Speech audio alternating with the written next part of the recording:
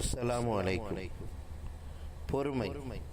கண்ணியத்துக்குரியவர்களே, அதா பின் அபி ரபாஹ் ரலியல்லாஹு அன்ஹு அவர்கள் கூறியதாவது, இப்னு அப்பாஸ் என்னிடம் சொர்க்கவாசிகளில் ஒரு பெண்ணை நான் உனக்கு காட்டட்டுமா என்று கேட்டார். நான் ஆம் என்றேன். அவர் கூறினார், இந்த கருப்பு பெண் நபி ஸல்லல்லாஹு அலைஹி வஸல்லம் அவர்களிடம் வந்து, எனக்கு வலிப்பு நோய் வருகிறது, என் உடலில் உள்ள சீலை விலகி விடுகிறது, தயவு செய்து எனக்காக அல்லாஹ்விடம் பிரார்த்தனை செய்யுங்கள் என்று கூறினார். அதற்கு நபி ஸல்லல்லாஹு அலைஹி வஸல்லம் அவர்கள், நீ விரும்பினால் பொறுமையாக இரு, பொறுமையாக இருந்தால் நீ சொர்க்கத்தில் நுழைய முடியும். நீங்கள் விரும்பினால் உன்னை குணப்படுத்த அல்லாஹ்விடம் பிரார்த்தனை செய்வேன் என்று கூறினார்கள்.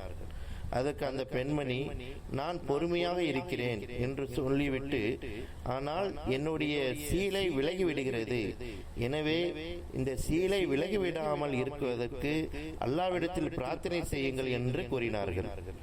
அல்லாஹ்வுடைய தூதர் அந்த பெண்மணிக்காக சீலை விலகாமல் இருப்பதற்காக பிரார்த்தனை செய்தார்கள்.